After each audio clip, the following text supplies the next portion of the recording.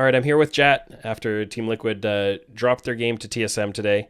So not the best circumstances to be talking to you, but always good to be able to catch up and chat a little bit. How are you feeling after the loss? Have you been able to get over it? I mean, we lost probably like 1.5 hours ago or so. So it's definitely not as bad as like 5 minutes afterwards. And I'm not sure why this happens, but like yesterday we won, and then like four players had interviews, and then today we lost, and it's the coach. So somehow I always get stuck with these loser interviews, but it's fine. I'll tank. It's no Yeah, problem. no, the interview requests go in like before any of the games start every day. So you're just Yeah, getting and then I bad think luck. it's fine. I'm What just what can bad what RNG. can I say? That is what it is. So, given that you guys dropped the game to TSM after TSM were, looking pretty rough in a lot of their games up until now, and then we've had a bunch of other upsets. Mhm. I believe Immortals just took down EG. I haven't seen the end of the game, but it was looking that way. And Cloud9 losing yesterday, and a bunch of these other things. Mhm.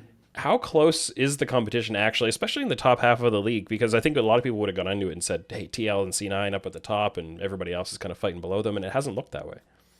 Yeah, I mean, I don't know. As a current 3-2 team, you'd have to say that it's pretty close. I think the expectations make sense. Where you look at the lock-in tournament, and we had this long best-of-5 series against Cloud9, and you think that you're going to start the season, and it's going to be TL and C9, and 100 Thieves is going to be in there because they also went to 5 games, and that makes a lot of sense, right? But I also think that a lot of these teams, including us, are still figuring out how we want to run our process, how we want to play the game. We started off really well because we have great players, but like we've definitely had a few fumbles early on, and I think that's the case for a lot of these teams. Like we looked great yesterday, we looked bad today. TSM almost 0-3 week one, and they beat us today, right? And then Immortals has also taken games off of both EG and TL, so it is more flippy than I was expecting it to be, but that's just kind of the situation we're in.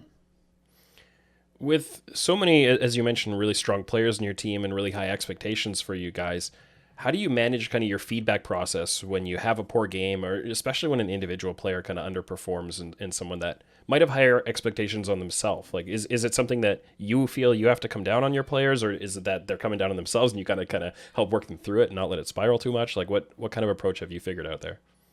Sure. I mean, I think we have a veteran team.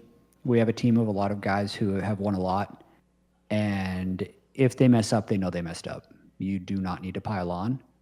But if it gets into a situation where it's a consistent problem that's happened over a series of practices and then also manifests on stage, and it's still not like immediately noticed, then yeah, absolutely. Uh, the coaches need to be able to step in and show some improvement.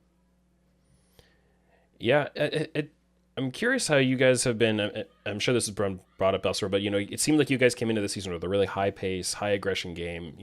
Taking a lot Mhm. more risks than we would have seen. In a bit of a meme fashion, the LCS take in general. Is that something that you're pushing really intentionally, and how is the team responding to it? Yeah, that's something that I'm pushing, but it's also something that the team wanted to do and completely bought into before we even started practice. It was about being more tolerant of risk, both in practice, in draft, in game, and really pushing ourselves. The Twitch chat spam that actually is somewhat accurate would be like TL testing limits. Hmm. That's also not how we played today at all. Yeah. So there is still a little bit of a process, and we're still kind of narrowing down exactly the type of team we're going to be.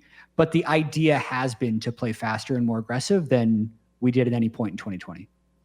How much of that pace comes in, like individual trades, or like, hey, we could go for a tower dive here, yes or no, like those kinds of decisions versus like map pace, like how likely you are to make a roam out of lane, and how likely you are to kind of play on an objective that you could wait a minute and do it later. Like, is it more of a macro pace or more of a micro pace?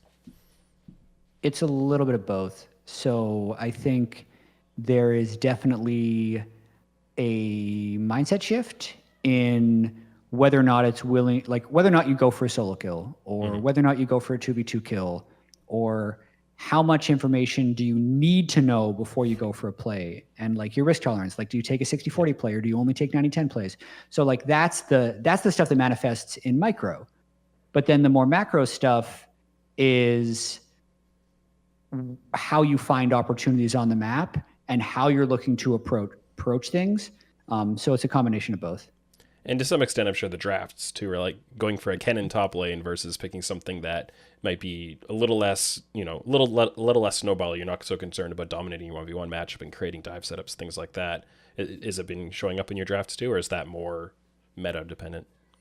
Yeah, I think a lot of drafts are going to end up being meta dependent, but you still get to have a lot of flexibility within that. We have the luxury of having really flexible players. So we we can do a lot of stuff in draft, and we need to make sure we're using that power properly. And I just don't think we did that today. Sure. I think Without one giving them player too who much. can, yeah, one player who really influences that is going to be Alphari coming in, and his ability to really dominate his matchups, and we saw him doing Mhm. that today, getting a huge lead over Hooney and having a lot of pressure. And of course, I'm sure this has been brought up with you before, but Impact making comments before about how he felt he didn't really get much of an opportunity to have the team play through his lane, and there are lots of reasons for that. But how much are you making a specific effort to create game plans that involve playing through Alfari's strong laning and having that top side oriented kind of game plan? I don't think we necessarily go into something and say, hey, this must be a top carry game, because you need to be a lot more nimble in your draft, whether, what the other team bans and where you can get good matchups. But I will say that like Alfari is someone who can create his own advantages really well.